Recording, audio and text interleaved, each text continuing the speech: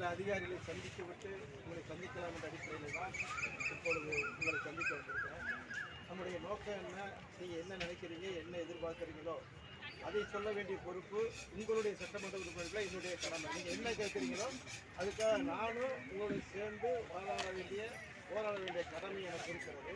உங்களுடைய எதிர்பார்ப்புகள் என்ன, இதுவரை என்ன நடந்தது, விமானத்தக்கது என்ன நடந்தது என்ற பல்வேறு செய்திகள் இங்கே இருக்கிற பொறுப்பாளர்கள் பல்வேறு கட்சியை சேர்ந்த அறிஞர்கள் வந்திருக்கிறாங்க. நாங்களும் சேர்த்துருக்கிறேன். உங்களுடைய கோரிக்கையில் என்ன நடந்துகிட்டு இருக்கின்றது உங்களுக்கு எல்லாருக்கும் தெரியும். விமான நிலைய விரிவாக்கத்துக்காக இன்றைக்கு நம்முடைய பகுதியை எடுத்திருக்கிறாங்க. அதுக்காக சில நிதிகளை கொடுத்துருக்குறாங்க. அந்த நிதி நமக்கு போதுமானதாக இல்லை என்பதும் நமக்கு மாற்றிட வேண்டும் என்பதுதான் உங்களுக்கு அதான உங்களுக்கு நம்ம கோரிக்கை. நமக்கு மாற்றிட வேண்டும். இது ரெண்டாவது இப்போதைய கொடுத்த நிதி வந்து மேக்ஸிமம் வாங்கியிருக்கோம். பட் நம்ம மேக்ஸிமம் அதிகமாக நம்ம என்ன பண்ணியிருக்கோம், முறைப்படி அப்பீல் பண்ணியிருக்கணும். போதிய நிதி பத்தலைன்னு கோர்ட்டுக்கு போயிருக்கணும். நம்ம அதில் சில பேர் மிஸ் பண்ணிட்டோம், யாரும் போகாமல் விட்டுட்டோம். இது 18வது வருஷம் கொடுக்கப்பட்ட நிதி உங்களுக்கு ஒதுக்கப்பட்ட நிதி, நமக்கு ஒதுக்கப்பட்ட நிதி 18வது வருஷம் அன்றைய மதிப்புப்படி ஒதுக்கப்பட்டது. நம்முடைய கோரிக்கை என்னன்னா இன்றைய மதிப்புப்படி அதற்கான கோரிக்கை ஒன்று கொடுக்கணும், எங்களுக்கு மாற்று இடம் கொடுக்கணுன்றதான் நம்முடைய கோரிக்கை. தானே நம்ம கோரிக்கை. வேறு ஏதாவது இருக்கா?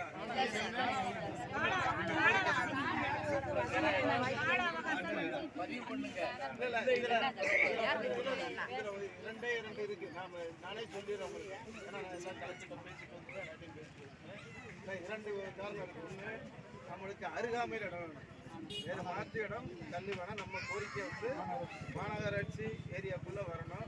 மாநகராட்சி சட்ட விதிமுறைப்படி ஒரு 3 சென்ட் கொடுப்பதற்கு இடம் இல்லைன்னு சொல்கிறாங்க. 3 தனிமரில் அதுதான் நான் சொல்கிறேன். வேறு இடம்னா உடனே நம்ம தேவைப்படும் பண்ணிடலாம். மாநகராட்சி எல்லைக்குள்ள அந்த இடம் வேணுன்ற கோரிக்கை.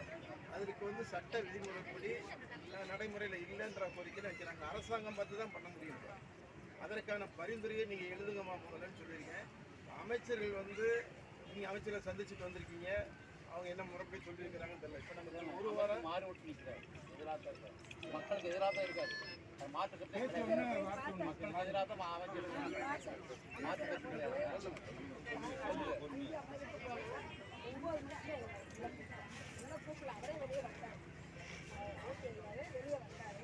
நாங்கள் போய் கேட்டோம். இந்த மாதிரி காலிபல்ல சொல்லி ரொம்ப போராட்டம் பண்ணுறோம். 4 நாளாக மக்கள் தூக்கம் இல்லை. இதுக்கு ஏதாவது ஒரு முடிவு சொல்லுங்க. பஞ்சமி நிலத்தை நாங்கள் எங்களை காமிக்க சொன்னாங்க. ஆர்ஐ அம்மாவும் கலெக்டர் அம்மாவையும் காமிக்க சொன்னாங்க. கலெக்டர் அம்மாட்ட போனோம். அந்த அம்மா சொல்லிட்டாங்க 2 மணிக்கு மேலே வெளியே வந்தாங்க. ஆர்டிஓ போய் மேலூரில் பாருங்க. மேலூரில் போய் பார்த்தோம். அந்த அம்மா 1.5 சென்ட் தான் ஆரம்பிச்சாங்க. இந்த அம்மாவும் 1.5 சென்ட் தான் ஆரம்பிச்சாங்க. திரும்ப மூர்த்தி ஐயாட்ட போயில அவர் கூப்பிட்டு கேட்கல. நான் யார்கிட்டையும் எதுவுமே சொல்லலை. ஆடியோவையும் கூப்பிட்டு போன்ல எங்க முன்னதை கூப்பிட்டாரு. ஆடியோவையும் கூப்பிட்டு எங்கிட்ட வந்து ஆடியோவையும் கூப்பிட்டு சொன்னாரு. அந்த அம்மாவும் நான் எதுவுமே சொல்லலை விட்டாங்க. இந்த கலெக்டர் அம்மாவையும் கூப்பிட்டாரு. நாங்கள் 20 பேருக்கு மேலே தான் கலெக்டர் அம்மா போய் சந்தித்தோம். இந்த அம்மா 1.5 சென்ட் தாரேன்னு சொன்னாங்க. மறுபடியும் நான் எதையுமே சொல்லலை. பஞ்சமி நிலம் ஏதோ ஒரு குரூப்பில் இருக்கு. அந்த குரூப்பில் இருந்து நான் எப்படி ரிலீஸ் பண்ண முடியும்? நான் அவங்ககிட்ட எதுவுமே சொல்லவே இல்லையான்னு அந்த அம்மாவும் சொல்லிடுச்சு. இந்த ஐயாட்ட இளவு உடைய இன்னும் இப்போ எனக்கு அதுக்கு சம்மந்தமே இல்லை. ஏன் என்கிட்ட இப்போ வரீங்க? எனக்கு அதுக்கு சம்மந்தம் இல்லை. ஏண்டா தம்பியெல்லாம் எல்லாத்தையும் அப்படியே தான் கேட்டாரு. எனக்கு இதுக்கு சம்மந்தம் இல்லைப்பா. நீங்கள் கலெக்டர் தான் போய் பார்க்கணும். கலெக்டர் மாட்ட சொன்னால் இப்போ இவரை சொன்னால் கலெக்டர் மாற்றம் ஒன்றுமே விளங்கலையா. நைட்டு 12 மணிக்கு வீட்டுக்கு வந்துட்டான். அதுதான் நடந்தது. என்ன சொல்றதுன்னா சட்டமிட்டபடி நம்ம அரசாங்கம் தான் நம்ம இதுக்கு செஞ்சு கொடுக்க முடியும். கலெக்டர் கவர்மெண்ட்டில் சொல்லி தான் விதிவிலக்காக இது போட்டு சொல்ல வேண்டிய அவசியம் இருக்கிறது. மாநகராட்சி பேர் இருக்கபடி சட்ட விதிமுறைப்படி மாநகராட்சிக்குள்ளே அவங்க சொன்ன மாதிரி 1 சென்ட் 1 தான் கொடுக்க முடியும். இல்லைன்னா 3 சென்ட் வேணும். அதைத்தான் எல்லைக்கு அப்புறம்னா 3 சென்ட் கொடுப்பதற்கு அரசு விதிமுறை இருக்குது. ஏன்னா நான் வழக்கறிஞர் சொல்லணும், தவறான தகவலை சொல்லக்கூடாது.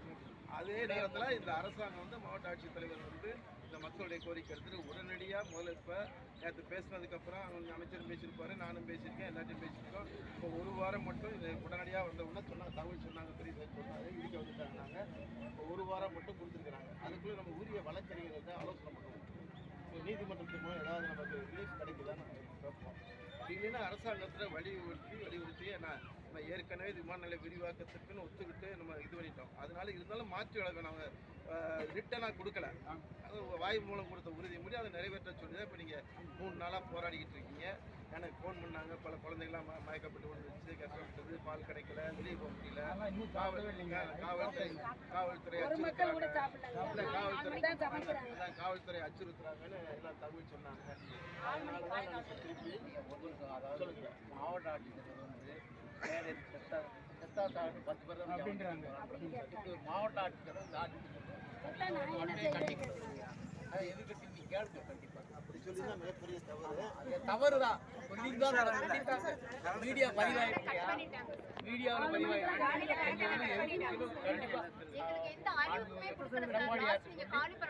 சட்டத்தை பேச சொல்லுங்க, நீங்களே எதிர்கட்சி எடப்பாடியார் தான் இப்போ தகவல் சொல்லிட்டோம். இல்லைம்மா, எதிரி தலைவர் எடப்பாடியார் தான் சொல்லிட்டு இப்போ திடீர்னு கிளம்புறாங்க, படிச்சுக்கிட்டு இருக்காங்க, பிள்ளைய படிக்க லோக்கல் காலேஜ் எங்களை எங்கேயோ போய் மாற்றி விடுறாங்க. எப்படி போகுங்க பிள்ளைய காலேஜுக்கு இல்லை காலையில் நம்ம எதிர்கட்சி தலைவர் சொல்லுங்கன்னு சொன்ன மாதிரி நான் காலையில் தகவல் அவருக்கு சொல்லிட்டு இந்த மாதிரி பசுனோட மக்களை சந்திக்க போகிறேன் நான் கொடுக்கலாம் அப்படின்னு கேட்டுட்டு தான் வந்திருக்கேன். அதுக்காக இந்த போராட்டத்தில் நாங்கள் நிற்கிறோம். உரிய வகையில் இதுக்கு என்ன நன்மை செய்ய முடியுமோ அவங்ககிட்ட கலந்துக்கிட்டு மீண்டும் தனியாக உட்காந்து கலந்துக்கிட்டு இல்லை இதெல்லாம் செய்வோம். என்ன ஏன்னா நீங்கள் எனக்கு சொன்னேன்னா நேரத்தையே வந்திருப்பேன் சொல்லியிருப்போம். நேற்று நாங்கள் ஒரு இதே மாதிரி ஒரு போராட்டம் நடத்துனதுனால நமக்கு தான் இந்த குடிநீருக்காக போராட்டம் நடத்துவோம். நேற்று வர முடியல, இன்னைக்கு வந்திருக்கேன். தொடர்ந்து அதை சொன்ன ஒன்று தான் பிரச்சனை. நாங்களாம் சாப்பிடாம இருக்காங்க, வீட்டில் அடைச்சி இருக்கிறாங்க அப்படிங்கிற தகவல் கிடைச்ச பிறகு தான் எல்லாரும் வந்திருக்கோம். அதனால தைரியமாக இருங்க. நீங்கள் என்ன எந்த அளவுக்கு எங்களால் சட்டமன்ற உறுப்பினர் முடியல, எதிர்கட்சி அப்பா போனா கட்டாயம் நிறைவேறும் நினைப்புல மக்கள்லாம் நாங்க சொன்னதையே செஞ்சாங்க, அப்படியே செய்வாங்க. இந்த பெண்களை அப்படியேதான் நாங்க வச்சுக்கோம். யார் சொன்னாலும் தெரியும் இல்லைங்க, அம்மா போனா சரி, அந்த ஒரு இடத்துக்கு அம்மா மட்டும் போனா போதும் அப்படின்ற மாதிரி தான் இருக்காங்க. இல்லைம்மா, நம்ம கோரிக்கைகள் நிறைவேறுமா? நமக்கு போதிய வசதி அதே நேரத்தில் சில செய்திகளை விட்டு கொடுக்கணும், சில செய்திகளை பார்க்கணும். எல்லாம் நம்ம பிடிச்ச மாதிரி இருக்க முடியாது. ஏன்னா உள்பொருளை விரிவாக்கம் திட்டம் ரொம்ப காலமாக இருக்கு. ஏன்னா அதனால அந்த போராட்டத்துக்கு இது உற்று துணையாக நமக்கு என்ன தேவையோ அத்தியாவசிய தேவையை கேட்டு பெறுறதுக்கு இந்த 2 கோரிக்கை. ஒன்று, மாநகராட்சி எல்லைக்குள்ள மாற்றி இட வேண்டும், அவ்வளோதானே. சில பேர் அதுக்கு அடுத்து நானே கூட உங்களை பொறுத்த வரைக்கும் இது வரைக்கும் கோர்ட்டில் நம்ம யாரும் அந்த நேரம் கைட் பண்ணலை. உங்களுக்கு வாங்கின நிதி ரொம்ப குறைந்த நிதி தான் கொடுத்துருக்குறாங்க. இந்த நிதியை கூட்டி கொடுக்கணும்னு தனியாக ஒரு கேஸ் போடுவோம். என்ன அவங்க கேஸ் போட்டால் தான் கொடுப்பாங்க. இல்லை நான் சட்டமன்றத்தில் அது எதிர்கட்சியில் பேசி சட்டத்தில் பேசி கூடுதல் நிதி கொடுக்கணும் உங்களுக்கு. ஏன்னா இன்றைக்கு விலை மதிப்பற்ற இடமா போச்சு, விலை கூடிச்சு. 18வது சேர்ந்த விலையை கூட இன்னைக்கு இருக்க கூடிச்சு. அதுக்கான விதிமுறையை நம்ம போராடலை கேட்டு பெறுவோம். ஏன்னா அது வரைக்கும் நீங்கள் 1 வாரம் டைம் கொடுத்துருக்காங்க. ஏன்னா அது வரைக்கும் நீங்கள் இன்னைக்கு ஒரு நாளைக்கு இந்த உண்ணாவிரதம் இருக்கிறதுனால மட்டும் நம்ம அதில் தொடர்ந்து போராட போகிறோம். அதுக்காக உட்காந்துட்டு சாப்பிடாம யாரும் இருக்க வேண்டாம். என்ன உண்ணாவிரதமோ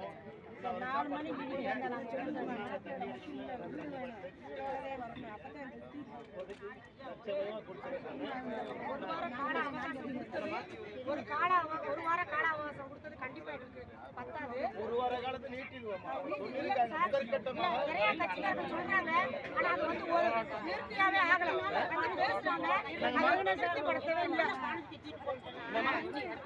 இடமே கொடுக்கல, பால் கட்டி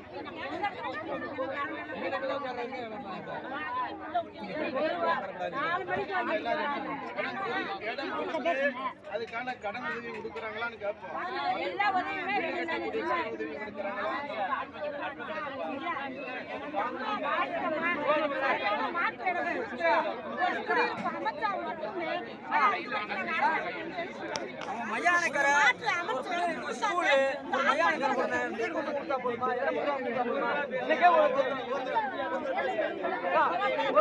கொஞ்ச நேரம் அமைதியா இருங்க, பேசுறாங்களே.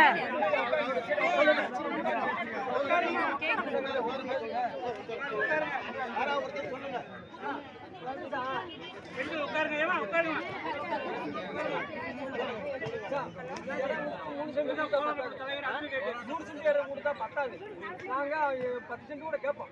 இதை நீங்க கொடுத்ததை நாங்க வாங்கிக்கிறோம். எல்லா மக்களும் ஒரே ரெக்க போறது மாதிரி இருக்கணும். இன்னைக்கே ஒரு கிழவியை கட்டையோ இறந்து போச்சு. நாங்க எங்க வச்சுட்டு கொண்டு போய் நடு ரோட்ல வச்சு உட்கார. உங்களுடைய கோரிக்கை வசதிகளோடு கூடிய ஆமா.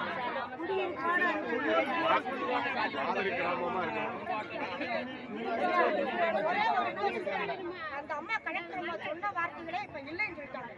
இப்ப நீங்க எல்லாரும் சொல்ற வார்த்தைகளை நாங்க உண்மையாவே நம்புறோம். நம்புறோம், இனிமேல நம்ப போறோம். ஆனா அந்த அம்மா வந்து நான் உங்களுக்கு மாற்று இடம் அமைச்சு தர்றேன் அப்படின்னு பச்சை மயில முத்திரை குத்துனால் மட்டும்தான் இந்த போராட்டத்தை கைவிடுவாங்க. அது வரைக்கும் நாங்க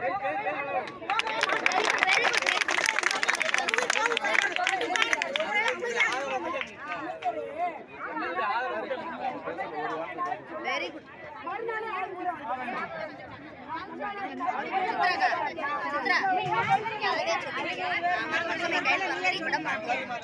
எல்லாரும் பொறுமையாக இருக்கும்.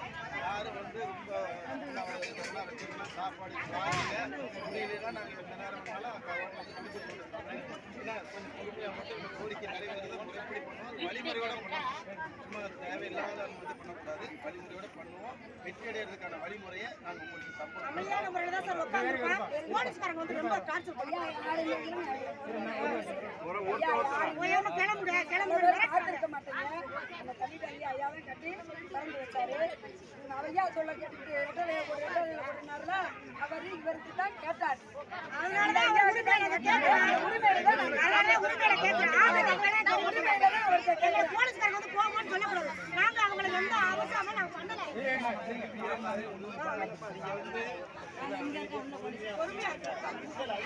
போலீஸ்காரங்க போறாங்க போல அதுக்காக நம்ம 3 நேரம் குடும்பத்தை விட்டு காலேஜுக்கு போகணும், ஸ்கூலுக்கு போகணும்.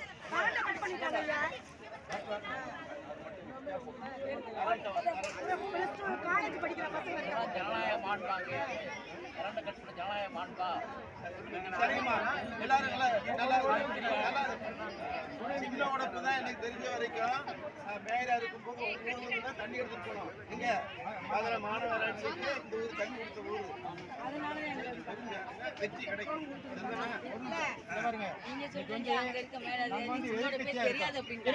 நாங்கள் வந்து எதிர்கட்சியாக இருக்கோம். நாங்கள் வந்து என்னால் எவ்வளோ தூரத்துக்கு போராட முடியுமோ அவ்வளோ தூரத்துக்கு போராடத்தான் செய்ய முடியும். இப்போ ஆளுங்கட்சியாக இருந்தால் ஏற்கனவே போய் கட்டுறேன், நாளைக்கு போய் செய்ய போட சொல்லுங்க அப்படின்னு சொல்லலாம். இந்த தைரியம் இல்லை. எதிர்கட்சிக்கிட்டே ஓட்டு போட்டுக்கணும். திருப்பூர் ஓட்டு யார் போடுறது?